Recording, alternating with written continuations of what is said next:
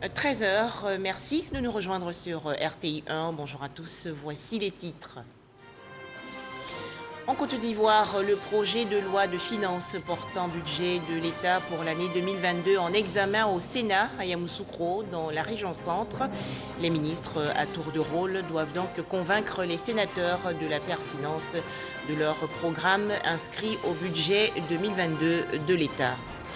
Toujours en Côte d'Ivoire, 17 tonnes de produits pharmaceutiques frauduleux saisis récemment à Korogo. C'est un coup de filet des agents de la direction des douanes de la région nord. La valeur marchande de ces médicaments est estimée à environ 270 millions de francs CFA. Enfin, les résultats de la présidentielle en Gambie. Adama Barrow réélu pour un deuxième mandat. En Côte d'Ivoire, donc, après l'étape de l'Assemblée nationale, les membres du gouvernement devant les sénateurs à Yamoussoukro, dans la région centre. Les ministres présentent à tour de rôle leur budget programme pour l'année 2022 et les différents coûts. Cette présentation se tient depuis le 3 décembre dernier. Les explications de Kader Sogodogo de RTI Bouaké. 28 milliards 879 millions de francs CFA pour le ministère de la Communication comme budget en 2022. Le ministère de la Culture et de l'Industrie des Arts et du Spectacle, 15 milliards 588 millions de francs CFA. Le ministère de la Promotion de la Jeunesse, 20 milliards de francs CFA. Des programmes précis à mener en 2022. Pour ce qui est du développement des médias, un ensemble de mesures sera pris afin déjà d'apporter l'accompagnement de l'État à l'ensemble des médias. Il s'agit du passage du fonds de soutien au développement de la presse en agence de soutien au développement des médias, afin que le spectre soit plus large et que l'ensemble des médias, que ce soit les éditeurs de chaînes privées ou alors des chaînes qui sont présents en ligne ou des médias en ligne, puissent bénéficier de l'accompagnement de l'État. Tout cela dans le souci d'une diffusion d'une information vraie. Il s'agit pour le ministère de la Culture et de l'Industrie des Arts et du Spectacle de construire une industrie culturelle et créative dans un premier temps. Ensuite, d'assainir le secteur par la mise en œuvre des tests, des 15 tests qui viennent d'être adoptés récemment en Conseil des ministres. Donc 2022 verra donc une multiplication de nos initiatives en termes de formation, en termes donc de financement des projets donc pour les activités génératives de revenus, en termes d'apprentissage pour les jeunes, en termes de mise en salle des jeunes. Donc ce sont autant d'actions qui donc seront accentuées en 2022. Le ministère du Tourisme et des Loisirs, environ 13 milliards de francs CFA de budget en 2022. Le ministère de la Promotion des Sports et du Développement de l'économie sportive, 211 milliards 441 millions de francs CFA. La Coupe d'Afrique des Nations de football 2023 en Côte d'Ivoire se prépare. Les crédits ouverts doivent nous permettre de poursuivre et d'achever les importants travaux en cours pour les infrastructures sportives et d'hébergement de la CAN 2023. Ces travaux se poursuivent à Korogo, à Bouaké, à Yamoussoukro, à San Pedro et à Abidjan et devraient assurer le rayonnement de notre pays. Nous avons bénéficié donc de tous les moyens nécessaires pour poursuivre ces travaux avec force et vigueur. Après de longues heures d'échanges, ces budgets ministériels ont été validés à l'unanimité. Autre actualité nationale, le groupement pour l'insertion des élèves et étudiants handicapés physiques de Côte d'Ivoire reçu il y a quelques jours par le médiateur de la République Adama Toungara. Rencontre dans le cadre de la célébration de la journée internationale des personnes handicapées. Le médiateur de la République Adama Toungara a ainsi offert au JEPSI des ordinateurs et a promis de donner une suite à certaines doléances, notamment le recrutement de certains diplômés pour des stages. La Confédération des personnes handicapées de Côte d'Ivoire a également fait un plaidoyer lors de la célébration de la Journée internationale des personnes handicapées. Ce groupement demande la prise en compte de la dimension handicap dans les décisions du gouvernement. Marie Trierou et Salima Toudia. C'est un appel pour l'inclusion et la participation des personnes en situation de handicap dans le processus de développement durable et de prise en compte dans les prises de décision du gouvernement. À l'occasion de la Journée internationale des personnes handicapées, la COFSI, la Confédération des organismes des personnes handicapées de Côte d'Ivoire, fait ce plaidoyer. Si aujourd'hui il y a plus de 1000 et quelques personnes qui ont été recrutées à la fonction publique, c'est dû à l'effort des gouvernements. Et depuis l'accession du président Alassane, plus de 1058 personnes qui ont été recrutées. Et nous demandons encore au président d'en faire plus, de prendre des décrets pour encourager le secteur privé à emboîter le pas à l'État. Dans l'attente des objectifs de développement durable fixés à l'horizon 2030, la prise de conscience de leur potentiel et leurs valeurs reste primordiale, selon la COFSI. La société a fini par faire croire à certains ou certaines qu'ils ne sont rien du tout dans la société, mais qu'ils sachent qu'ils peuvent arriver à réaliser beaucoup de choses pour leur pays, beaucoup de choses pour leur famille, beaucoup de choses pour elles-mêmes, pourvu qu'elles réalisent cela, qu'elles prennent conscience de cela et qu'elles se disent qu'est-ce que je peux faire. En ce moment-là, quand on se pose la question de savoir ce qu'on peut faire, c'est en ce moment qu'on peut découvrir ses limites.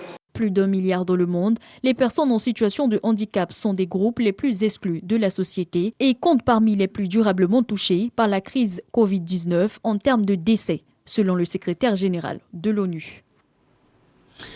Direction la région nord du pays où 3 brigades de gendarmerie ont été inaugurées récemment dans les sous-préfectures de Sirasso, de Niofouin et de Koni. C'était en présence du ministre de la Communication, des médias et de la francophonie, Amadou Koulibaly. Le point avec Ami Sissoko.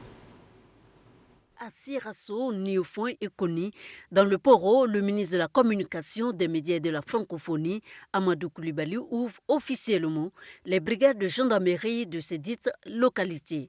Avec lui, le commandant supérieur de la gendarmerie, le général Apalo Touré, représentant le ministre d'État, ministre de la Défense, Téné Biraïma Ouattara. Ces infrastructures de sécurité sont l'œuvre des conseils municipaux de Sirasso, de Niofouin et de la mutuelle de développement de Koni. Si le président nous a donné la lumière, qu'il nous a donné la route et qu'il nous donne des hommes pour nous sécuriser, disons merci au président. L'ouverture de la brigade de gendarmerie, c'est la sécurité retrouvée dans nos villages, c'est la sécurité retrouvée sur nos routes, c'est la sécurité retrouvée dans nos foyers. Une zone sécurisée attire toujours des investisseurs, donc favorise le développement. Quant à vous, chers gendarmes, vous devez affirmer les valeurs de probité et d'intégrité qui constituent l'essence de votre mission, qui est de protéger les personnes et leurs biens, sans distinction. La sécurisation de ces localités revêt une importance capitale dans la politique du président Alassane Ouattara. L'option est la mise en œuvre des infrastructures modernes comme rempart contre le banditisme, le trafic illicite de marchandises et le djihadisme. Les forces de défense et de sécurité aujourd'hui ne peuvent pas lutter contre les nouvelles formes de criminalité sans l'aide des populations. Ensemble, faisons face à tout ce qui est criminalité, donner des informations, il y a aussi les coupeurs de route. Aux forces de l'ordre, aux gendarmes, vous êtes les premières cibles parce que simplement vous incarnez la loi. Face à des gens qui veulent créer le désordre, vous incarnez l'ordre. Vous devez être rigoureux, vous devez être professionnel. Chacune de ces 3 brigades a reçu un véhicule de type 4x4 et 2 motos offerts par le chef de l'État Alassane Ouattara en vue de renforcer leur mobilité. Deuxième titre de ce journal, ce coup de filet de la direction des douanes de la région Nord. 17 tonnes de produits pharmaceutiques frauduleux ont été saisis à Korogo. La valeur marchande de ces médicaments est estimée à environ 270 millions de francs CFA. Les explications de Ami Sissoko. 17 tonnes de médicaments de qualité inférieure et falsifiés saisis à Korogo par les agents de la direction des douanes du Nord. Ces médicaments contrefaits devraient être dispatchés sur les marchés de plusieurs localités du pays, entre autres Korogo, Bundiali, Boaki, San Pedro et Aïm-Lekro. Les médicaments étaient stockés dans un dépôt à l'ouverture de la surprise. Il y a longtemps que nous les traquons, nous n'allons jamais arrêter. Qu'ils sachent, de jour comme de nuit, nous serons à leur trousse. Tout ce qui est illicite, nous allons combattre ces trafiquants. Ampoules injectables, intraveineuses, gélules et aphrodisiaques, entre autres, ces produits frauduleux, en plus de causer une perte d'environ 269 millions de francs CFA à l'économie ivoirienne, sont également nocifs pour la santé des populations. Regardez comment les emballages ont été faits. Ce qui veut dire tout simplement que c'est du poison, ce n'est plus du médicament. Nous nous efforçons à expliquer à la population, aux commerçants, faites autre chose que les médicaments falsifiés. La procédure administrative va suivre son cours afin que ces produits toxiques pour les populations soient incinérés. Toujours en Côte d'Ivoire, les 8e journées de médecine militaire. Thème retenu, le service de santé des armées dans la riposte contre la maladie Covid-19, bilan et perspectives. Événement organisé par la direction de la santé et de l'action sociale des armées, structure sous tutelle du ministère d'État, ministère de la Défense. Les participants ont planché sur la gestion prévisionnelle du coronavirus dans les armées. Abou Sanogo. Il s'agit pour les professionnels de la santé militaire, épaulés par leurs homologues des autres secteurs de santé, de plancher sur la gestion opérationnelle de la Covid-19 dans les forces armées et l'évaluation des activités du service de santé et de l'action sociale des armées. D'où le thème de la 8e édition des Journées ivoiriennes de médecine militaire, le service de santé des armées dans la riposte contre la maladie à Covid-19, bilan et perspectives, dont les travaux se sont tenus en présence du chef d'état-major général des armées, le général de corps d'armée Lassina Doumbia. Selon le général de brigade, commandant la direction de la santé et de l'action sociale des armées, dès les premières heures, le service dont il a la charge s'est adossé au plan de riposte national et a élaboré un schéma propre aux forces armées ivoiriennes en vue d'apporter sa contribution à la gestion sanitaire gouvernementale. L'exercice d'évaluation de nos activités que nous faisons ce jour a tout son sens quand on sait que le coronavirus est une hydre qui donne du fil à retordre à la communauté scientifique mondiale. J'en veux pour preuve tous ces variants plus virulents les uns que les autres, qui apparaissent tous les jours et dont le dernier qui diffère de la chronique, Omicron, est en train de remettre des pays entiers sous cloche. Les travaux des 8e journée ivoirienne de médecine militaire ont été ouverts par le chef d'état-major général des armées, le général de corps d'armée Lassina Doumbia, qui s'est félicité de la contribution du service de santé des armées dans la lutte contre la Covid-19. Face au fléau, vous avez proposé un plan de riposte multisectoriel intégrant l'armée de l'air, le GSPF et les structures médicales militaires pour la prise en charge. Ce continuum a permis d'amoindrir l'impact de la pandémie en garantissant l'exécution des services et des servitudes, tout en maintenant la posture en opération. Grâce à vos actions, les armées ont été relativement peu impactées par l'ensemble des restrictions qui ont eu cours dans les 6 premiers mois de la pandémie sur toute l'étendue du territoire national. Ces 8e journées ivoiriennes de médecine militaire porteront sur 4 sessions, à savoir la situation de la Covid-19 en Côte d'Ivoire, la gestion opérationnelle de la Covid-19 dans les forces armées, Covid-19, chronique et pathologie. Les communications libres vont meubler cette session. Rappelons que le port du masque, le respect des gestes barrières et la vaccination sont des mesures efficaces contre le coronavirus.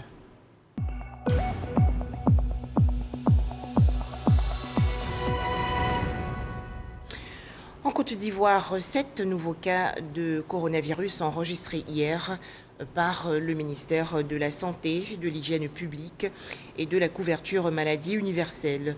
Le pays compte actuellement 61 824 cas confirmés de coronavirus, 60 864 personnes guéries, 706 décès et 248 cas actifs. Le Sénégal également préoccupé. En effet, le pays a détecté ses 3 premiers cas du variant Omicron du coronavirus chez des voyageurs qui se préparaient à se rendre dans des pays d'Afrique. À noter qu'avant le Sénégal, 3 pays africains dont le Nigeria, le Ghana et le Botswana ont annoncé leur premier cas du variant Omicron découvert fin novembre dernier en Afrique du Sud. Un tout autre sujet à présent, les fidèles de l'église protestante baptiste Œuvre et Mission internationale de Côte d'Ivoire invités à s'impliquer davantage dans la lutte contre les accidents de la circulation. Appel lancé récemment par le ministère des Transports et l'Office de la sécurité routière lors d'une campagne de sensibilisation. Le point dans ce reportage de Mahama Traoré. À la cité baptiste de Yopougon, le traditionnel culte d'adoration revêt un caractère particulier ce jour. Les fidèles chrétiens et les autorités de l'église protestante, baptiste, Œuvre et Mission internationale reçoivent une délégation du ministère des Transports et de l'Office de la sécurité routière, OSER. Cette visite, qui s'inscrit dans le cadre de la célébration de la 10e journée africaine de la sécurité routière, a un double objectif, prier pour les victimes des accidents de la route et solliciter la contribution de l'Église dans la campagne de sensibilisation au respect du code de la route. Dans nos comportements de tous les jours, nous devons impacter positivement notre environnement, c'est-à-dire en matière de respecter le code de la route, qu'on soit piéton, qu'on soit conducteur, qu'on soit propriétaire de véhicules, chacun a sa part de responsabilité. Et c'est en conjuguant nos efforts qu'effectivement, à l'horizon 2030, que la Côte d'Ivoire pourra réduire ce triste nombre d'accidents. En impliquant le guide religieux, il est question de réduire de 50% les accidents de la route, une mission à laquelle s'engagent les responsables de la dite communauté chrétienne. Le message sera relayé dans toutes nos églises du monde entier au nom du prophète Dion pour qu'effectivement nos chrétiens soient les premiers à respecter le code de la route. On ne pourra pas finir avec les accidents, mais nous prions pour qu'il y ait moins d'accidents parce que chacun pourra faire un effort pour s'autodiscipliner pour que les choses s'améliorent. Téléphone au volant, consommation de l'alcool, vitesse, ces faits d'incivisme sont entre autres les facteurs à l'origine de nombreux accidents enregistrés en Côte d'Ivoire. Pour réussir cette mission, des dons en numéraire et en matériel ont été faits à l'Église par la délégation du ministère des Transports. Ce projet concerne la Côte d'Ivoire et son voisin, le Burkina Faso. Il va permettre à leurs zones frontalières communes de bénéficier des infrastructures visant à améliorer les conditions de vie des populations. Un accord a donc été signé il y a quelques jours dans la commune du Plateau entre le système des Nations Unies et les autorités ivoiriennes. Les détails, Laure Goretti. Le système des Nations Unies en Côte d'Ivoire va contribuer à améliorer les conditions de vie des populations du Nord, particulièrement celles des régions du Boukani et du Tchologo. L'institution procède à la signature d'un projet qui va soulager les populations dans les prochains mois. À travers le Fonds des Nations Unies de consolidation de la paix, d'accompagner à la fois le gouvernement de Côte d'Ivoire et le gouvernement du Burkina Faso dans leurs efforts de renforcement de la gouvernance de ces zones frontalières. Un projet qui visera à accompagner les structures de l'État, les acteurs, les populations, afin de renforcer la résilience des populations de part et d'autre de la frontière, mais également de mettre en place et renforcer des mécanismes de dialogue entre la population, les autorités, ainsi que les forces de défense et sécurité. Vous avez toujours été à nos côtés pour nous accompagner dans le cadre de la mission qui nous a été confiée par son Excellence Michel Alassane Ouattara, qui a à cœur le bien-être des populations, le développement de la Côte d'Ivoire, qui a à cœur de créer les conditions de l'émergence de la Côte d'Ivoire. Le projet concerne 2 pays, le Burkina Faso et la Côte d'Ivoire. L'objectif est de renforcer la gouvernance des zones frontalières pour consolider la cohésion sociale et prévenir les conflits. Il contribuera entre autres à faciliter l'accès à l'eau potable, à l'éducation et à la santé. On faisait le point avec Laure Goretti et Didier Nguessan. Quelle alternative de financement pour accroître son activité? C'est le thème de la 3e édition de la journée de l'entrepreneuriat féminin en Côte d'Ivoire. Plusieurs activités au programme, notamment des tables rondes, des expositions et une aide à la création d'entreprises. Patricia Etia. Cette 2e édition des Journées de l'entrepreneuriat féminin a pour but d'accroître chez les femmes le désir et les capacités d'entreprendre et promouvoir des modèles de réussite. Les déchets plastiques, on fait les pavés, on fait les briquettes. Les pavés, c'est pour le revêtement, les parkings, les passages piétons. Et les briquettes, on peut utiliser pour la construction des salles de classe, pour les toilettes écologiques et pas mal d'autres dispositifs. Nous avons eu autour de 15 millions. Le métier de la viande est un métier vu comme un métier d'homme en général. Et au niveau de l'insertion, on n'était pas accepté dès le début.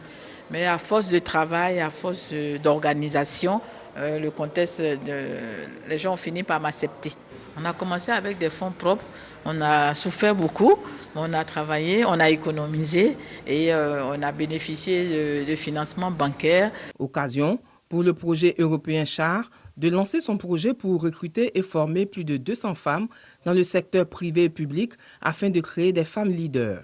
Nous apportons de l'excellence en Côte d'Ivoire. Ces jeunes femmes auront accès à des coachs de haut niveau. C'est une opportunité exceptionnelle. Pour le ministre de la Promotion de la Jeunesse, de l'Insertion professionnelle et du service civique, il s'agit de magnifier la femme entrepreneur et de promouvoir les activités des femmes au plan national. Cette journée est organisée et elle offre donc l'opportunité à des jeunes filles qui veulent entreprendre, donc d'avoir l'opportunité donc de changer avec des experts, d'avoir des formations, d'avoir des idées, d'être encadrées. Et c'est l'idée aussi pour nous donc de faire la promotion de l'entrepreneuriat, surtout en milieu féminin. Organisé en partenariat avec l'Agence française de développement, dans le cadre du projet C2D, cette 3e édition de la journée de la promotion de l'entrepreneuriat a regroupé environ 500 jeunes. Ils ont reçu le 2 décembre dernier leur diplôme de fin de formation. 22 ingénieurs issus de la 2e promotion du master professionnel. Des grands projets de construction ont été célébrés lors d'une rencontre dans le district d'Abidjan.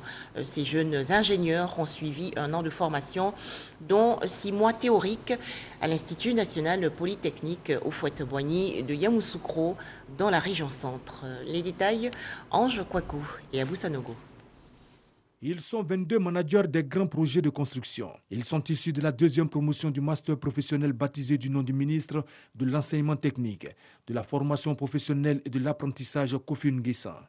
À l'issue d'une formation axée sur le management, la gestion de projets et l'approfondissement du socle technique, ces ingénieurs reçoivent leur diplôme. Notre voyage se termine aujourd'hui, mais n'oublions pas qu'il s'agit du début d'un nouveau voyage. Nous avons acquis en 12 mois des connaissances qui nous donnent la responsabilité de mettre en pratique sur nos lieux de travail tout ce qui nous a été enseigné. Soyons donc des personnes qui font évoluer les choses dans notre pays, la Côte d'Ivoire, et partout en Afrique. Ce programme financé par PFO Africa Côte d'Ivoire a pour ambition d'offrir aux étudiants des compétences techniques et de les accompagner dans le fonctionnement du secteur de la construction. Chers diplômés, la qualité de la formation que vous avez reçue dans votre parcours vous ouvrira certainement de belles perspectives pour votre carrière professionnelle. Je vous exhorte à bien jouer le rôle de locomotive qui est le vôtre et à œuvrer au rayonnement de votre master. Dans un pays en plein développement, fort des projets qui nous sont confiés, nous avons un rôle à jouer dans la formation, dans les actions sociales, dans la création d'emplois, dans la promotion des nouveaux talents. C'est bien de cela dont il s'agit, avec ce master que nous finançons depuis 2 années maintenant, et je l'espère pour de nombreux autres à venir. Le parrain a invité ses filleuls au travail et à la responsabilité. Je voudrais vous conseiller de garder vos valeurs et vertus intrinsèques et de privilégier le travail en équipe, l'écoute des membres de vos équipes, d'observer la ponctualité et de travailler courageusement sans calcul. Soyez, comme le dirait l'autre, drôlement efficace et compétitif. Notons que ce programme est né suite à l'accord de partenariat signé entre PFO Africa Côte d'Ivoire et l'Institut national polytechnique Félix Houphouët-Boigny de Yamoussoukro en septembre 2019. Les élèves de Côte d'Ivoire invités à respecter fidèlement le calendrier scolaire qui prévoit le début des congés de Noël 2021 le 17 décembre prochain au soir. C'est un appel du Conseil national des parents d'élèves des établissements laïques. Ce groupement initie actuellement des campagnes sur tout le territoire national pour sensibiliser les apprenants. Astou Touré. Le Conseil national des parents d'élèves des établissements privés laïques, résolument engagé dans la lutte contre le phénomène d'anticipation des congés par les élèves. Il exhorte l'ensemble des élèves au respect scrupuleux du calendrier scolaire tel que défini par le ministère de l'Éducation nationale et de l'alphabétisation. Nos enfants, à l'approche des congés, ont pris la mauvaise habitude de se donner des congés avant la date prévue. Nous voulons ici inviter chaque parent d'élève à interpeller son enfant et leur donner des conseils pour le respect des calendriers établis par le ministère de l'Éducation nationale et de l'alphabétisation. Nous voulons dire à nos enfants, l'école a été créée et est pour leur éducation, qu'ils doivent respecter les règles établies dans le système éducatif pour leur propre bien et pour leur avenir. Représentant la ministre de l'Éducation nationale et de l'alphabétisation, la sous-directrice des activités socio-éducatives à la direction de la vie scolaire, Nguessan Kima, a félicité l'initiative des parents d'élèves avant de prodiguer de sages conseils aux élèves. Chers élèves, certains de vos amis hors de l'école peuvent, on ne sait jamais, participer au congé anticipé. En vous incitant à sortir, oui ou non? Quand on siffle, le chien vient, n'est-ce pas? Mais vous êtes des hommes, vous êtes responsables. Allez-vous réagir au coup de sifflet? Quant aux élèves, ils ont promis mettre en application les conseils reçus en se détournant de ce mauvais chemin qui consiste à perturber les cours pour précipiter les jours de congé. Nous vous promettons de respecter les dates données du 17 décembre. Nous allons vous rendre fiers. Pour cette année, le Conseil national des parents d'élèves de l'enseignement privé laïque de Côte d'Ivoire se donne pour mission de parcourir plusieurs écoles d'Abidjan et de l'intérieur du pays du 3 au 17 décembre 2021 pour que plus jamais l'élève ne décide de son jour de congé. Direction Gagnoa, dans la région centre-ouest. En 5 années, ce sont plus de 7 milliards de francs CFA qui ont été investis dans plus de 200 projets. Le conseil régional du Gor fait le point sur ces actions. Les précisions de Eugène Atoubé. Devant les conseillers et les invités issus de toutes les catégories socio-professionnelles, Joachim Guégué-Bagnon, le président a fait une longue présentation des ouvrages et infrastructures réalisés au titre des investissements de 2014 à 2020. En un quinquennat, 209 ouvrages ont été réalisés dans plusieurs localités de la région du Gor pour un investissement total de 7 milliards 235 478 000 francs CFA. Santé, éducation, électrification, reprofilage des routes hydrauliques sont les domaines où les interventions sont les plus éloquentes. En tête, les infrastructures routières pour un total d'investissement d'1 milliard 53 millions de francs CFA viennent dans l'ordre l'éducation avec 3 milliards 85 millions de francs CFA, la santé, 1 milliard 16 millions de francs CFA, affectés à la construction de 33 nouveaux centres de santé et à la réhabilitation de 6 dans l'ensemble des 2 départements que sont Gagnoa et Oumé. Notre rôle est de venir en aide aux populations. Je suis heureux que la population bénisse les actions du président Guégué-Bagnon. Chaque localité de la région du Gor, selon les besoins des populations, a eu sa part d'investissement. À Galébou, par exemple, dans la sous-préfecture de Guébérois, un marché a été inauguré sur des accents de fête, le développement de la région et le progrès des populations. C'est l'engagement qu'a pris Joachim Guégué-Bagnon, président du conseil régional du Gor. Un festival 100% rap en Côte d'Ivoire. C'est une initiative de votre serviteur, le groupe RTI. Rap Ivoire, Je suis fort a été lancé le 3 décembre dernier lors d'une conférence de presse dans les locaux de la télévision nationale. Souleymane Donisongou et Moussa Konaté. Pour remettre au goût du jour le rap et donner la possibilité aux férus de cette musique de s'exprimer, le premier festival de rap ivoire dénommé Je suis fort est lancé. C'est une invitation à tous ceux qui font le genre rap ivoire. Ici, le concept parle. Je suis fort. C'est votre scène, il faut la prendre Et c'est maintenant que ça va se faire. C'est la RTI qui a toujours été le relais de cette musique pour la faire connaître aux yeux du monde. Garba 50, Nash, Priska, Billy Billy et bien d'autres ont donné une autre dimension à cette musique en la positionnant face aux réalités de la société et dans un dialecte ivoirien très bien connu, le Nouchi. Le festival Rap Ivoire Je suis fort, c'est de montrer vraiment qu'on est fort mais en live. C'est une opportunité que la RTI nous offre, donc on ne doit pas taper poteau comme on dit. Genre musical ayant émergé en Côte d'Ivoire à la fin des années 80, le rap a vu éclore des artistes et groupes qui ont pu exprimer leur talent. Les RAS, Stizo, Feu Almighty, MAM, entre autres, étaient les figures de proue de cette musique avant de voir une nouvelle génération prendre les commandes dès le début des années 2000. En image, l'actualité hors de chez nous. Adama Barrow réélu pour un second mandat en Gambie.